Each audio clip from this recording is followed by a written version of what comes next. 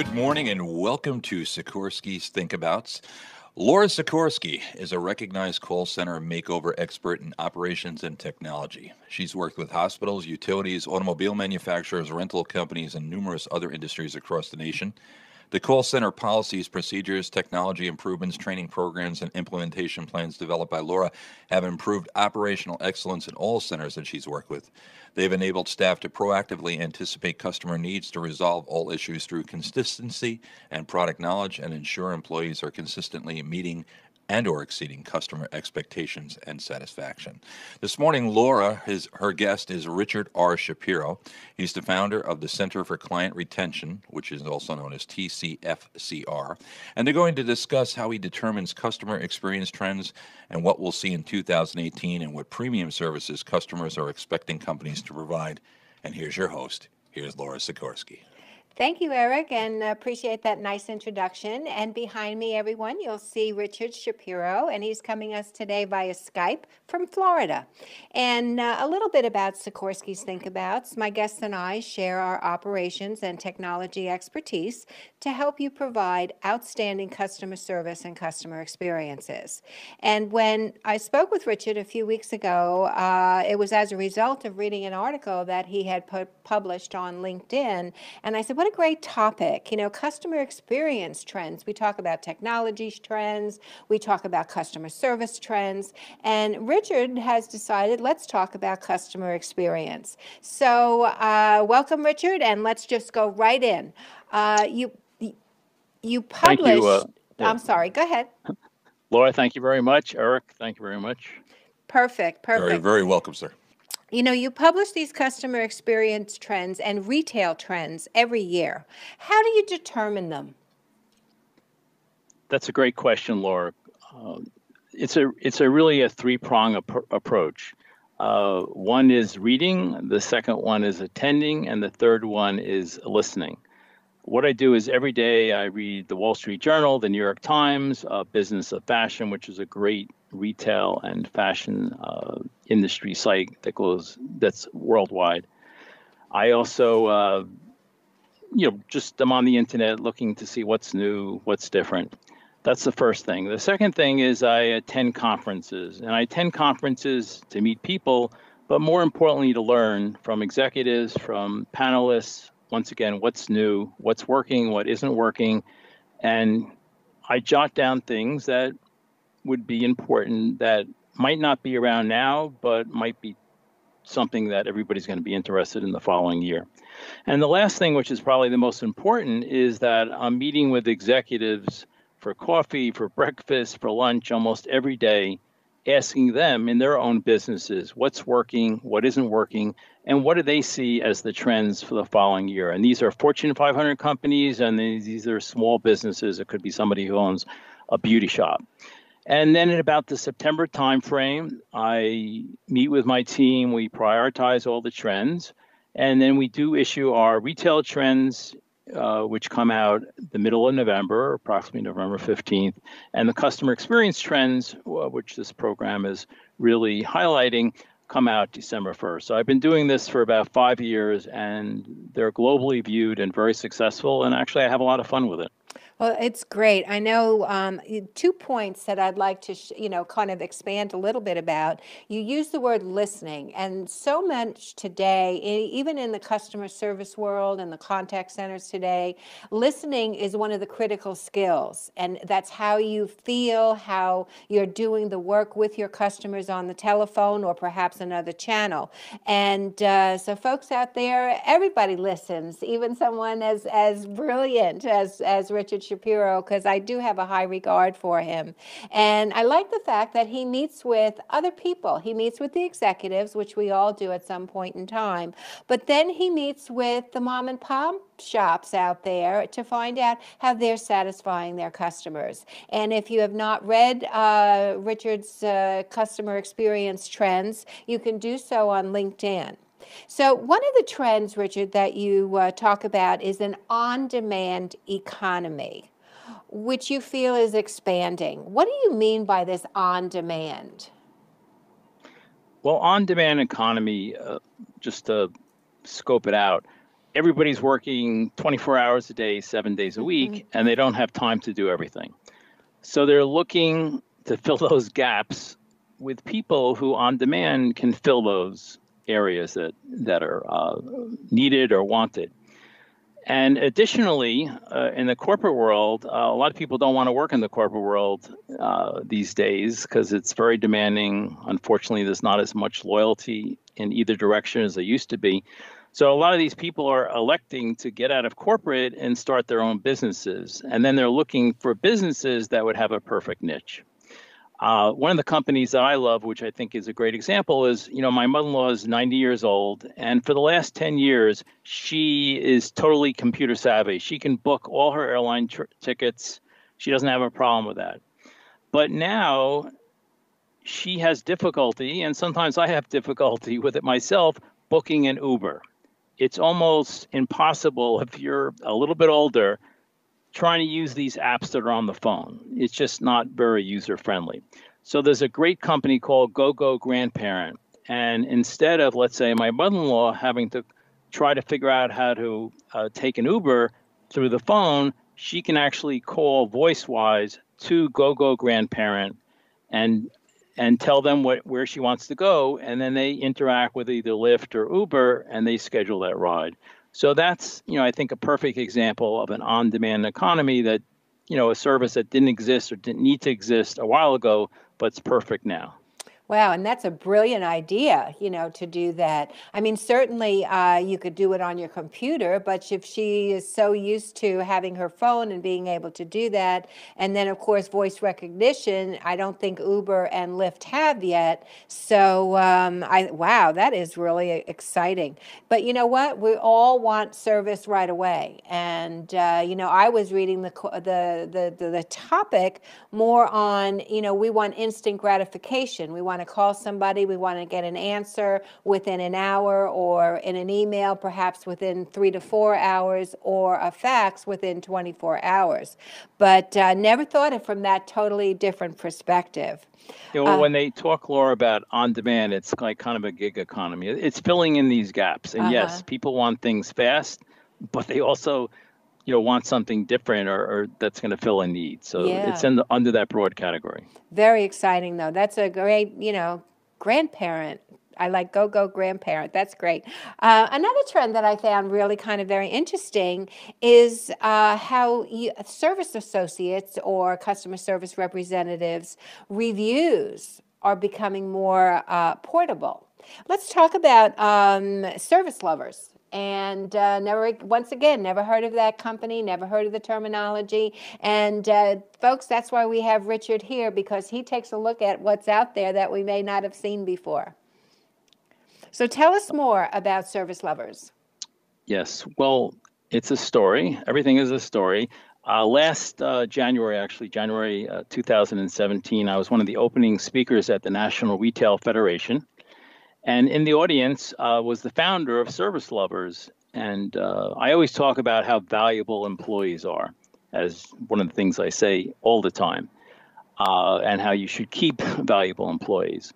So the founder of Service Lovers, and it's a Danish company, came up to me afterwards and said, I really want to meet with you because we have a new service offering that I think you're going to be very excited about it. And I was very excited about it because typically reviews are for an establishment, a restaurant, a store, a movie theater, cleaning service. But generally, people don't write reviews about a specific person. So the whole concept behind Service Lovers is that they know, which we know is true, that when employees get positive reviews, it's very positive for them. It's employee recognition. It makes them motivated. It has nothing to do with money, but when a customer actually praises an employee, it's great. So they've made it very easy in Denmark now, and they're pilot testing it. They're almost ready to release it to the United States. In Denmark, you download an app, and let's say you're in a 7-Eleven, if there's a 7-Eleven in Denmark, and you love Joe or Mary, who's at the cash register, you will put through the app a positive comment for Mary or Joe, and Mary or Joe actually own that comment. So let's just say over a 3-year period, they've accumulated, let's say they're working for Home Depot and they accumulate 300 or 500 positive reviews. They own those. They're on like a personal dashboard as well as the company. But if they're working for Home Depot and then they look and find on the internet that Lowe's has a manager job available, they can go to Lowe's and say, listen, I want you to see my dashboard. I have 300 great reviews from customers. This is the kind of work that I do. So it's a great motivator, and in effect, it really makes the employees much more valuable. Those employees that do a good job are going to be worth much more as Service Lovers is rolled out to the United States. Well, I'm like, my mind is like just turning and turning. What a great resume builder. Right? Because again, Absolutely. we all know paper resumes, and we all follow, what our goals are and what we've done for a company. And this is how I've done this, and I've increased revenue, blah, blah, blah, blah, blah. But this is about the person, and that you could be able to share with a potential employer what people say about you as a person in helping them with their customer experience and their customer service. Do you have a date on when this particular company thinks they might come to the U.S.? I know they're in the final stages of pilot testing, but things always take longer. Right. Is there a I will be one of the first persons who know when it's going to be released. Oh, excellent. So, is there a website that people can go on, or it's not yet even that far? I would probably not. They do have a website, but I think that it's right now just geared to Denmark. But they are getting ready to roll it out to the United States. I'm sure within another 3 or 4 months. Oh, okay. They don't want to roll it out as they shouldn't until they have everything worked out. Well, you know what? That's a good thing too, because they don't want it to kind of hiccup when it gets to the United States. Right. Before we go to break, one of the trends is focused on personalization. And sometimes I feel that people know too much about me before I get switched over to an agent. But let's talk about the expansion of medallions, which cruise lines are doing. And I've never been on a cruise, so if you can just kind of enlighten myself and the audience about what these medallions do. Yes, and by the way, I'm sure if anybody knows anything about you, Laura, it's going to be good stuff. Thank you. So Disney was one of the first ones on their cruise ships to really institute and implement the medallion, and it does make a lot of sense. It's like a chip, a computer chip that you might have on a wristband. And when you embark on the ship, you can just walk on. They know who you are. They know how much luggage you have. They know what suite or whatever they call it you're going to be in. But when you walk up, let's say, to a bar at night, that bartender is going to know your name. He can welcome you by your name. He can know if you like a certain kind of vodka or the last time you've been to that venue versus maybe another restaurant in the ship. So it provides a lot of extra information, and that's where the personalization, the good things come about. And about a month ago, I was invited to a pop-up store with a similar concept. What it is you download an app. Let's say you love, this is not J. Crew, but let's say you love J. Crew. So you download J. Crew's app, and as soon as you walk through the door, the sales associates know who you are, how much you've bought, etc. And I think in general, that's a good concept, because when you walk up or you purchase something, they know a lot about you, and they can actually say, Miss Jones, Mrs. Shapiro, thank you. I know that you're a loyal customer. I think that's the good part. But just like you say, there's going to be a lot of information out there. So if you walk through the door and someone says, how do you like the new dog that you just got? Or I see you moved into a house, or I understand that your son just got into Harvard University, and that's all on the application, and they have access, then I think it's going to be an issue. I didn't think that this was going to go as far as it does with privacy concerns, but frankly, most people share so many things just by checking off that I agree that Right. it's gonna happen. Well, It's gonna listen, happen. we are just about at our break time, and we're going to come back and talk a little bit about these medallions again. And I'm going to turn the show back over to Eric.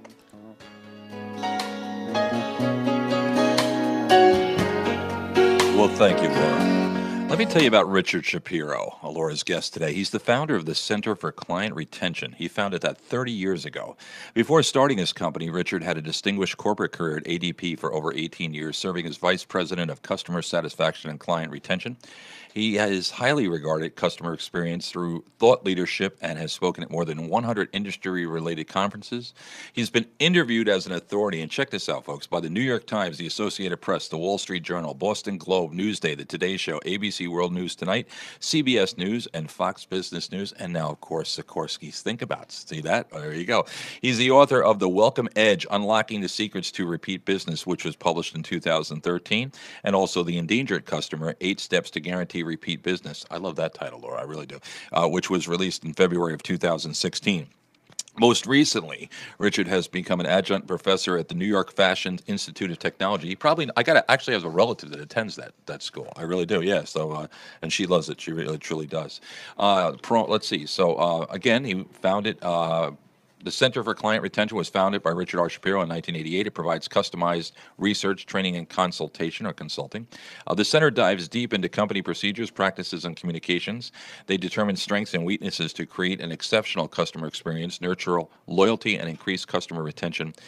They design and conduct customer satisfaction research, conduct employee engagement surveys, mystery shopper evaluations, competitive landscape benchmarking studies, and conducts repeat business boot camps for companies so they can increase their percentage of repeat customers.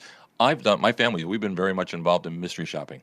Really? We have, yeah. Actually, my last one I just did was for a Porsche dealership in out east, and I had to go in there, and they wanted me to dress down. They didn't want me to look like I belonged in a Porsche dealership, and they wanted to see how the salespeople would treat me. The guy passed with flying colors, Right, but right. it could have also been because there was no one else in the showroom. Could be. You know what I'm saying? Could But be. it's very, very important. I think what you guys are discussing today, a lot of people need to listen to because there's a lot of customer service issues out there. Not only that when you call somebody out, I wanted to ask Richard because there was a question in the chat room. Somebody wanted him to repeat the grandparent, the website. He said something about the grandparents' website with regards to an Uber. You said your mother-in-law could call. Well, Yeah. it was Go Grandparent. Go grandparent. That's what it was. Somebody was asking in the chat room. I don't know if it's available all over the country, but I know that she's used it. God, that's great. Okay, and now back to Laura Sikorsky and Sikorsky's Think Abouts. Well, thanks, Eric. Appreciate that. So, Richard, let's go back with these medallions because I'm trying to figure out how they work. Do I have because again, I've never been on a cruise. So do I have the app on my phone and I say, here's me?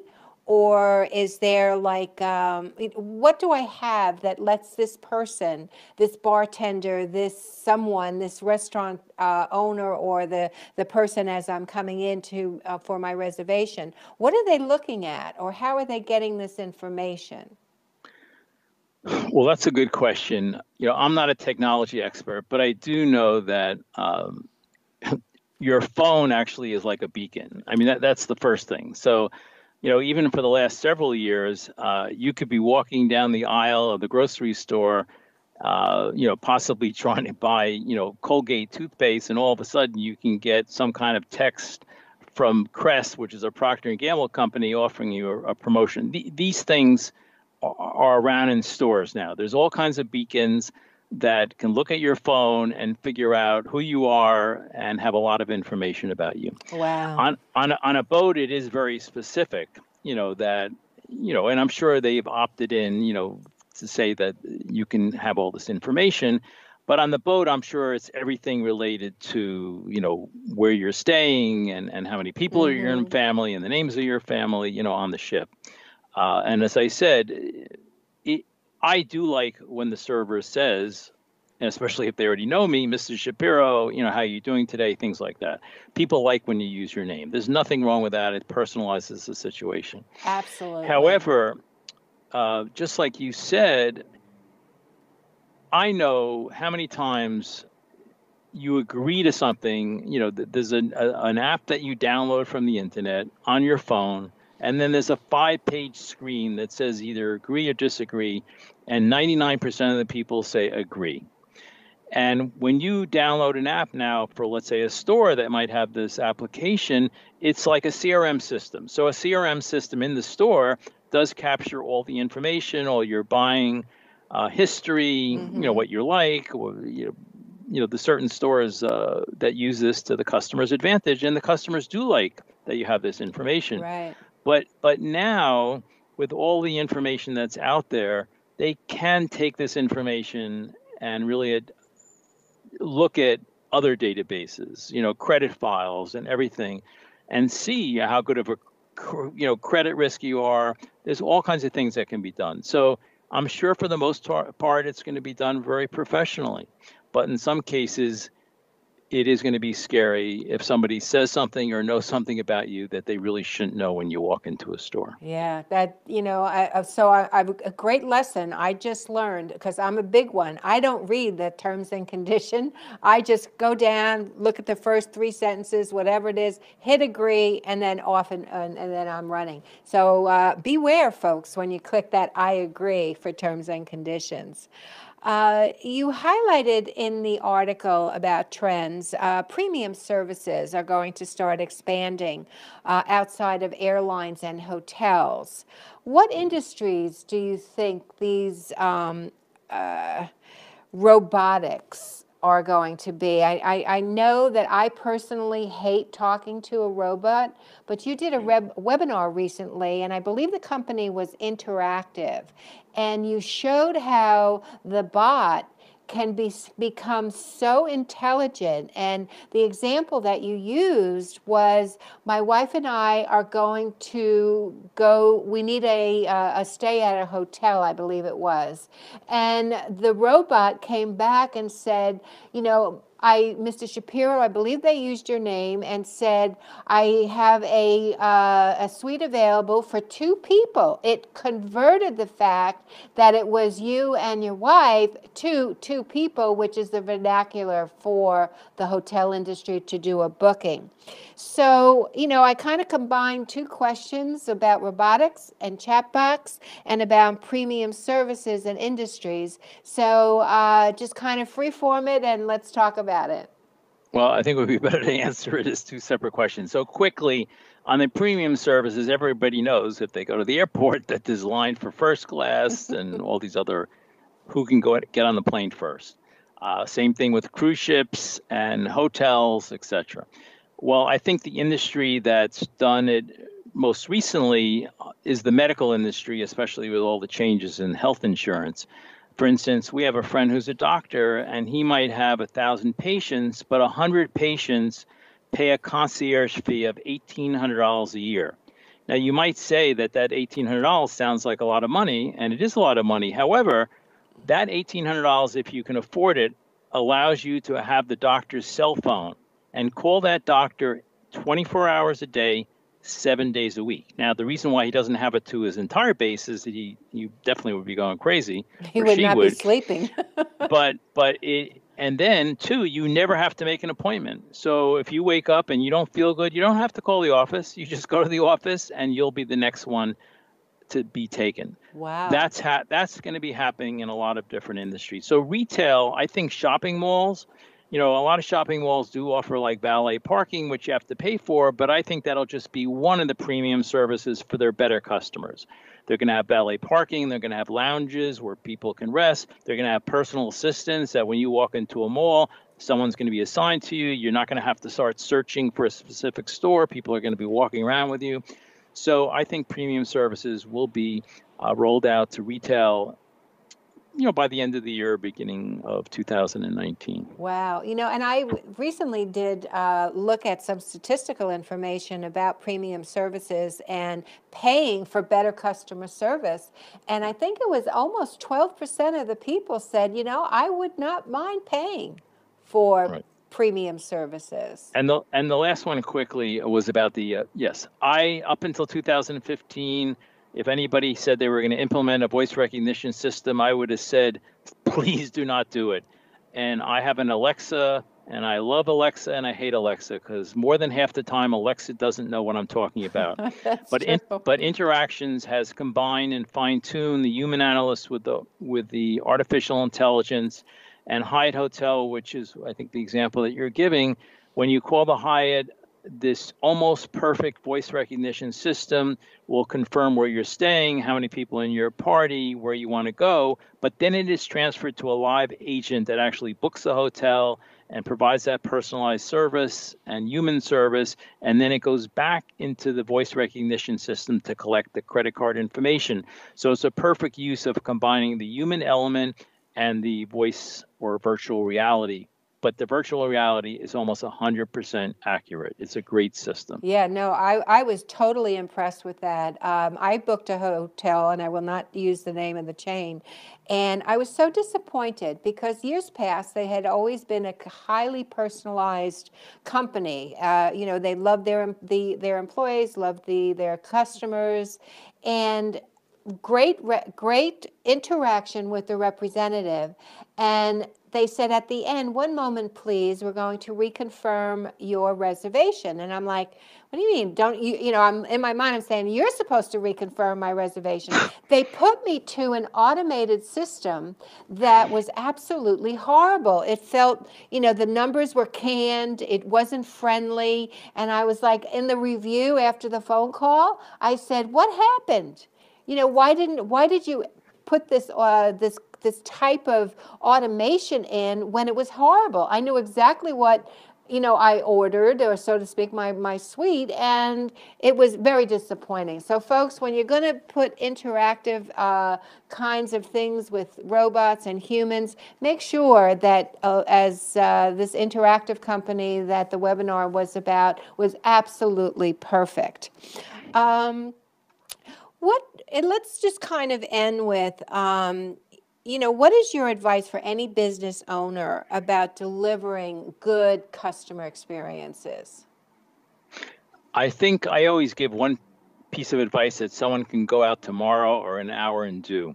No matter what the customer is asking for, no matter what the problem is, if you can instruct your people, whether it's over the phone or in person, to say, I can help you with that.